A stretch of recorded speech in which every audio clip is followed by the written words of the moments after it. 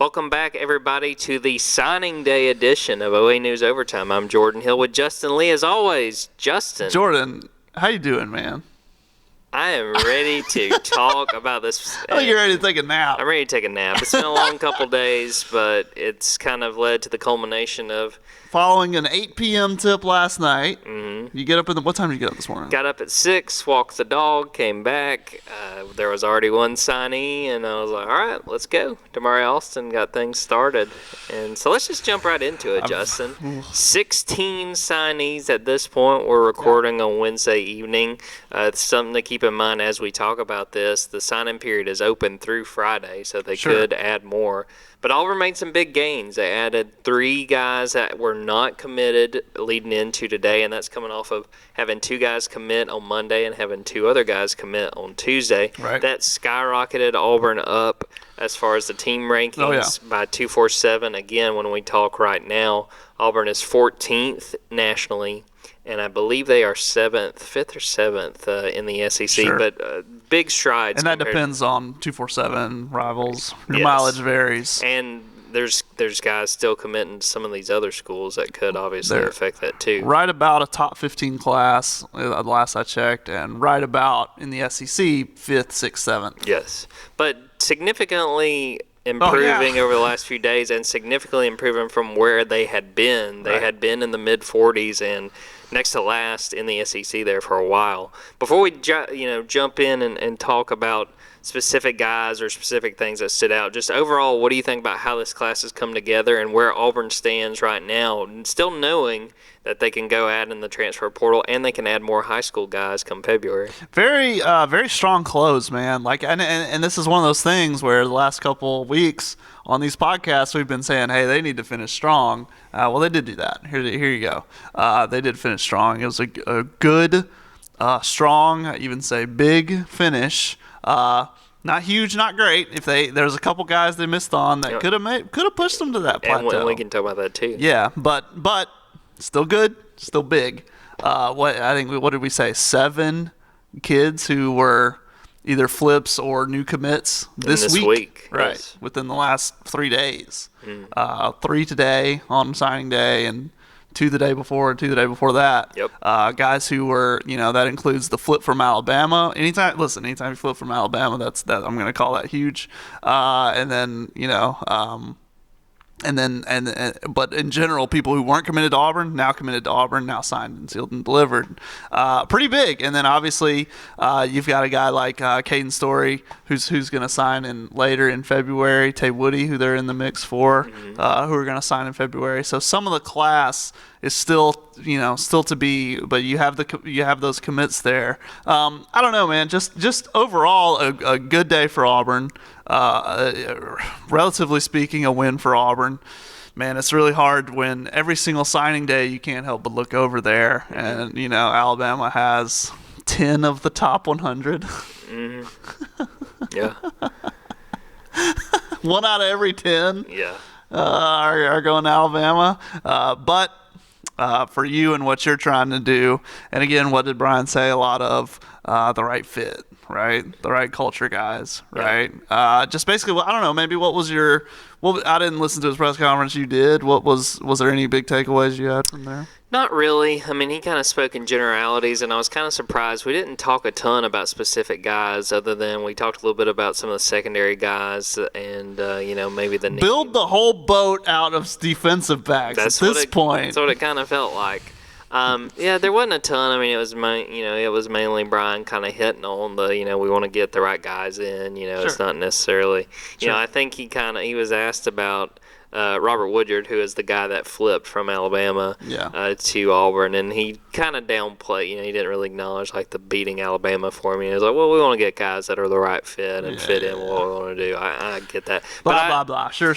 Yes, but to the point you were just making, I think it's only fair because I think both of us, rightfully so, have been pretty much like, hey, man, this situation needs to get better. Yeah. Like we kept saying that, and I think we got to give kudos to the fact that they did end strong. Now, like you said, could have been better. There was a few guys. Curtis Perry, defensive lineman from Pike Road in the state. Seems like it came down to probably Alabama and Auburn, and he picked Alabama. Darius Clemens was probably the other really big guy that they tried to go get, 4-star from Portland, Oregon. You thought potentially with Mario Cristobal leaving Oregon that he might really lean toward Auburn, who had been recruiting him for a while. Michigan came in late, and Michigan wound up getting Darius Clemens. But on the whole, who wouldn't want to play for Jim Harbaugh? I mean, they're just rocking and rolling. I mean, do you think when they go in and you visit the big house, you go and you look in the locker room and they have your locker set up, is there like a pair of khakis like hanging up? I wonder. Glass of milk. There's a reason. Well, see, here's Auburn is never down. It's never down to Auburn and Michigan. I've never happened before. I don't think. Not to my knowledge. But I mean, they're not going to do well here if Jim Harbaugh doesn't believe in eating chicken. I'm sorry. Fried chicken is delicious. That's literally the only food option here.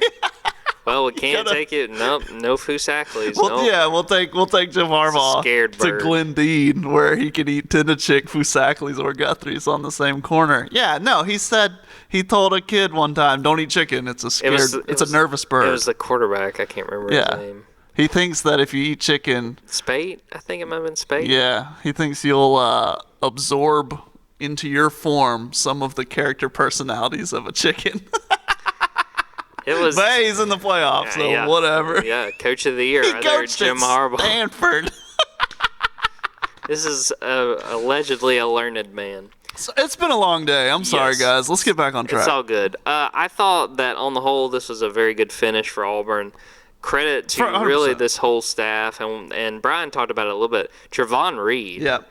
Man, just in sort of an interim situation, big stepping story. up. Because Mike Bobo is no longer on staff, they were able to add basically another coach for the road that could go out on the road and recruit.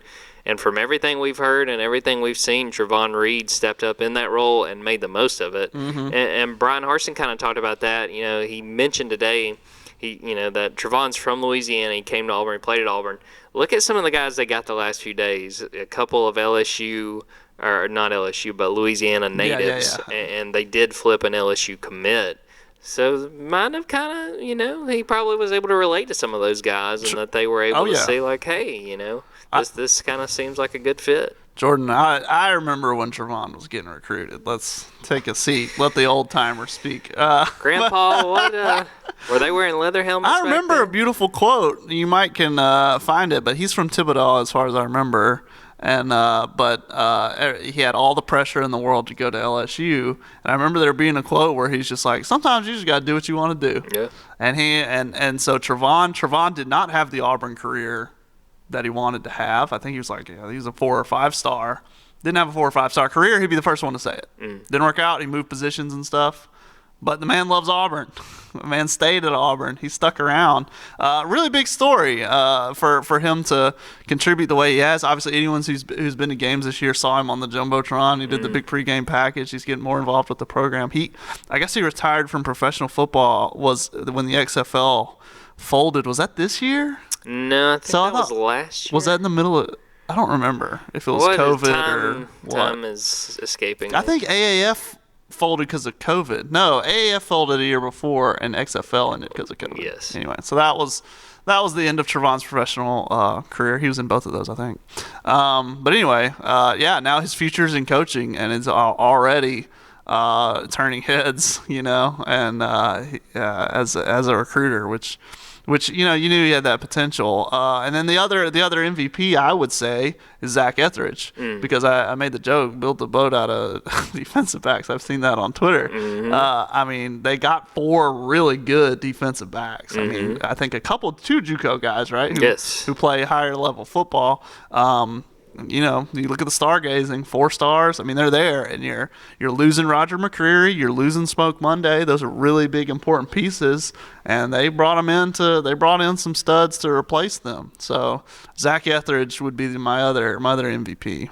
I'd have to go back and look at the quotes, and you might be able to point this out because you were just working on this story. It might have been Marquis Gilbert that Derek Mason was talking about, and was like an immediate factor. Sure. I mean, essentially, it was like we're going to give him a chance to start. Sure. More or less is what Derek Mason was saying. Right. Yeah, the secondary really stood out to me. I just copied and pasted those quotes, Jordan. It's all good.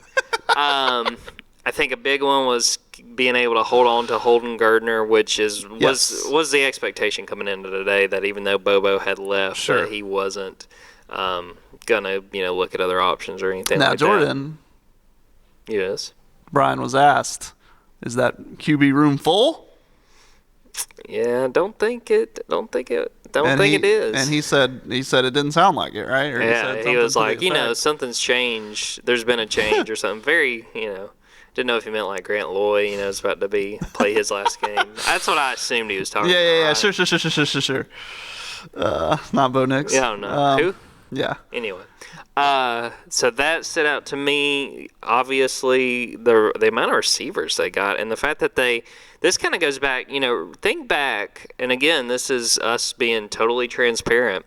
When they fired Cornelius Williams, you and I both said there will be repercussions. Uh-huh.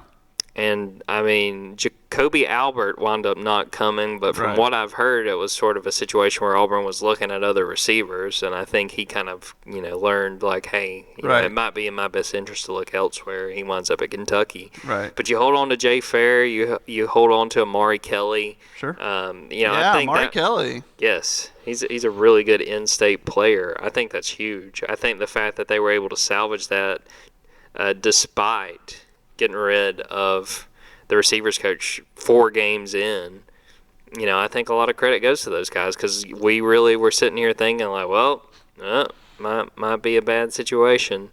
No, they salvaged it and made the most of it, and have some guys that look like they have the potential. They just need them to step up and play real roles. Touching on what you're saying earlier, Marquis Gilbert, the Hutchinson Community College guy,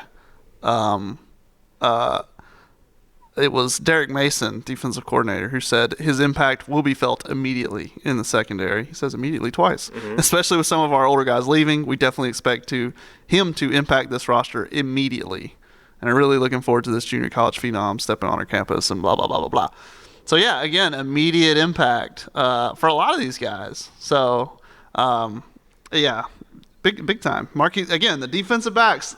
If you ask me what's the big gain, it's in that defensive backfield. Who are the MVPs? For me, it's Zach and Trevon. But obviously, a good job for everyone to hold this class together through ups and downs. Through how about how many times do you see that? A slow into the season, but a strong finish to the recruiting season. Yeah, it was very promising, and I got to say I was impressed because I was not expecting them to finish quite like they did. So a lot of credit, I think, goes to them.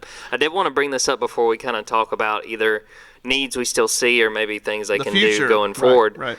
So Robert Woodyard, the guy that flipped from Alabama, 4-star linebacker that's coming to Auburn, can you name – he went to Williamson High School in Mobile. Can you think of anyone that plays for Auburn that also went to Williamson? Wait.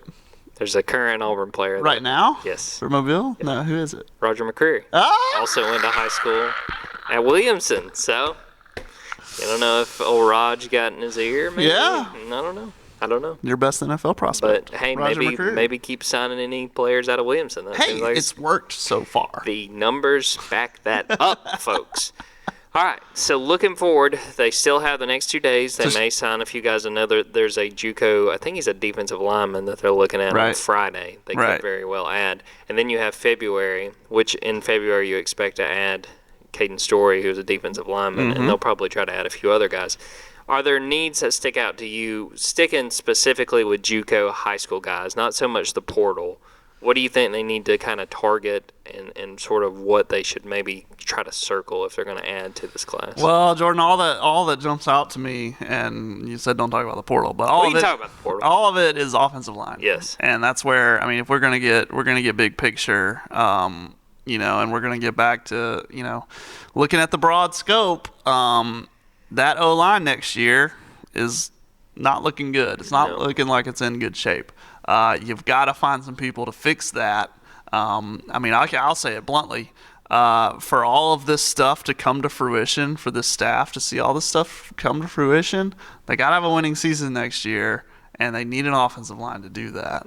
So you got to go pick up some pieces to help out. And obviously there's guys, but it struggled this year, and you're looking at more struggles unless you can try to bring in some people. You know, we've seen the transfers in the past, the Jack Driscoll types, those guys who came in and were right away starters. I think they need a few of those guys, and I think that's, if you're looking big picture, that's where it is. And then obviously, I think I'll go ahead and predict that they're definitely going to look for a quarterback. Obviously, you got Holden, you got TJ, and you got D. Davis. You've got some guys, but if someone's out there and they're available and they're good, the staff is going to look at them and they're going to bring them in. So, I mean, obviously, thinking big picture, that's kind of where it's at, and I think that's where maybe some of the adversity comes for Auburn, or the struggles to, good day here, but there's a lot of battles left to win. I agree. And the big thing, too, the more I sort of sit and think about it, you would think if they're going to add significant guys coming forward, it'll probably be through the portal, because when you look at the signing day now as it stands, really this is the normal signing day. The pickings are going to be very slim when you're looking forward. If you're going to add guys that we don't know are already sort of Auburn's on their radar. Right. So to me, offensive line, you're going to want to try to get guys in the portal because we still don't know the status. Obviously a lot of these seniors have that option to come back. Sure. But, we don't know if they're going to and how likely it is that they are going to. I mean, Sure. I think we talked about it. I mean, Nick Brahms, after that Iron Bowl, was sitting up there, smoking a cigar, kind of enjoying what very well could be, his last game. We probably thought it was his last game. Yes. Right. So, and, they could always decide later that they want to try to come back. But offensive line's an immediate need.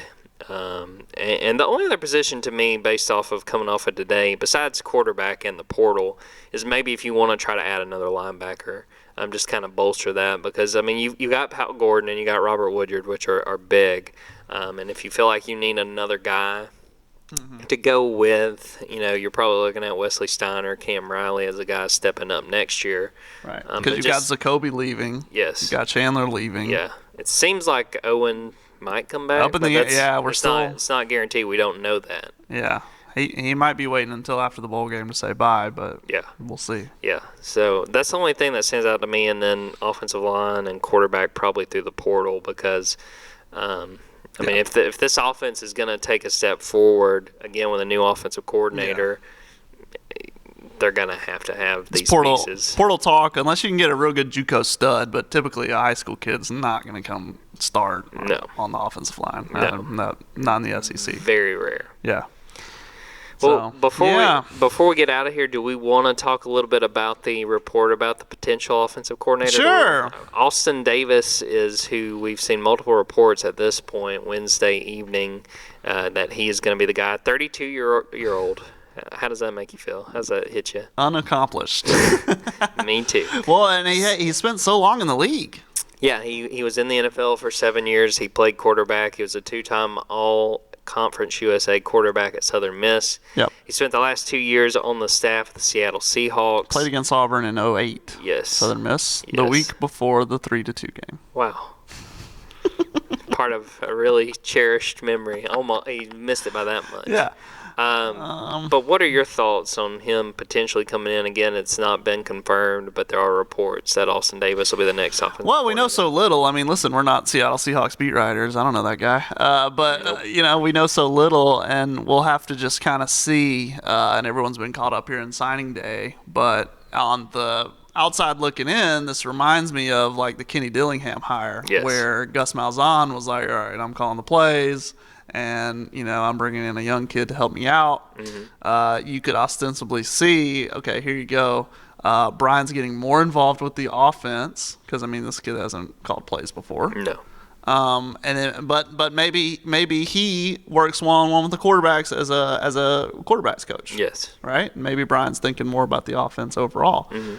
Pure speculation. Yes. But that's what it kind of reminds me of, that Kenny Dillingham hire. I'd be very surprised if it did not signal that Brian is going to be a lot more involved with the offense moving forward. No, I think you've hit the nail on the head. I think that's what's going to happen is you're going to see Brian kind of calling the plays and sort of leading sort of the way the offense looks and sort of the philosophies. Right. But with Austin really focusing on the quarterbacks, trying to keep them developed. And, again, with a guy that's got limited, experience coaching, he's only been on the one staff with the Seahawks. I mean, I do kind of like how you could sell it as like, this man's been coaching Russell Wilson. He was a quarterback's coach last year, and do you know how many touchdowns Russell Wilson threw? How many, Jordan? 40. Wow. They were airing it out until Pete Carroll was like, hey, let's calm it down a little bit. Simmer down. Yeah. So I kind of like how you can kind of pitch that as like, hey, this guy has been an NFL quarterback very recently and can kind of help you get there. And I can understand, we talked about this before, given the situation and given how, we know that a leash at Auburn is going to be short. Sure. I can't blame Brian Hartson for saying, all right, we're going to run my offense and Sure. we're going to kind of work it through what I want to see happen. Sure. And at the same time, and I've had this criticism before of like, okay, hey, man, if you're Brian and you're trying to make a decision, it's like, hey, okay, so what do I bring to this table? Like, what am I bringing here? Yeah. I'm not Nick Saban. I'm not Jimbo Fisher. What I am is a young coach. Mm-hmm. Bring in another young coach. So we're going to be different. They go left, we're going to go right. And so in that way, if that's your move, I can see that vision. But then and also, like you said, Brian's getting involved in the offense. Say, hey, this is my baby again. I'm taking it over. And then again, you have Derek Mason, who hasn't moved on, and you would think you try to lock him down and commit him to come back for another year. Study the air raid a lot in the offseason. It gave him some fits. But other than that, on the whole, you could say Derek had a pretty good year. Bring him back. Say, you go defense, I'm going offense. Much like the Gus and Kevin marriage. So that's something that you could do. That's a path forward. And if you're Brian, hey, man, it's like, hey, if I'm going down, I'm going down. I'm my way. Yeah. I'm steering this thing. No, I get that. All right, let's get out of here on this. Rapid fire, just a one-word answer. What is your reaction to this Auburn signing class as it stands? Very good. That's 2 words. Dang it. Good. Not quite great. Yes. If they had got some of those guys, Perry, Clemens, would have upgraded this to a great. I mean, if you can get top 10. Yes. But hey, Auburn football, I'll say it, till I'm blue in the face. I think Auburn football is a top 15 program. You get a top 15 class. Yep. You should, and love yourself, Auburn fans. You should expect big things. You should expect big things. But good job by the staff. Great way to close because things weren't looking so good for so long. Especially considered how it's not like you ended on momentum. It's not like you had an Iron Bowl win to bring all these people in. You did it despite losing that game. So yeah, just good job closing. You can't go up and down. We can't go losing our minds over every. I'm sure you're upset. Thinking I'm glass half empty or whatever, but I can't go losing my mind with every good day or bad day, right? But it goes back to what you have said multiple times: is it's never as good as it looks, and it's never as bad as it looks. Right. But it is. But if you're an Auburn fan. On the negative side, it's like, hey, man, we went into here saying, hey, they better get a top 15 class or things are going off the rails. So now they've gone from off the rails to on rails again. Rails have been found. Rails. I don't know. Check your location. It says rails. But if you are an Auburn fan, you have to be encouraged. Watching those signing day videos roll in today, watching the faxes roll in, watching those videos, watching everybody get fired up, watching Brian get fired up, watching Derek get fired up, Trevon, Zach Etheridge, everyone on the Cadillac, everyone on this staff is clearly bought into what they're doing, bought in for 2022, bought in for the future of Auburn football. It's always bigger than one man. And in that way, a very encouraging day for Auburn football, I would say. My word would probably be impressive. We're supposed to do one word. You're good. Impressive, all right. Yeah, just like you said, it's not a grand slam, but sure. It was very good. It was much better than I anticipated. Yep. A lot of kudos to this staff for being able to, kind of rally the troops and get guys on board and get yourself set up to try to now, finish strong in February, maybe add some important pieces in the portal, see what you can do in 2022. Right. All right, I'm going to go to bed. Go to sleep, Jordan. Jordan's tired. Jordan has to go to tomorrow. So to when you're Birmingham. when you're listening to this, you'll be hearing this in the morning, in the afternoon. What Yes. time? 3:30, 3 I think. o'clock. We're talking bowl stuff. Yes. So it was all signing day today, and probably Brian will be opened up to more questions. Yes. This afternoon. Probably Bo Nix regarding his everything. offensive coordinator, all that good stuff. Right. Because today was just about signing day. So, Yes. That'll be a good time. It never stops, Jordan. No, sir, it does not. Jordan, go take a nap. I will. All right, we're out of here on that. For Justin Lee, I'm Jordan Hill as always, and until next time, take care.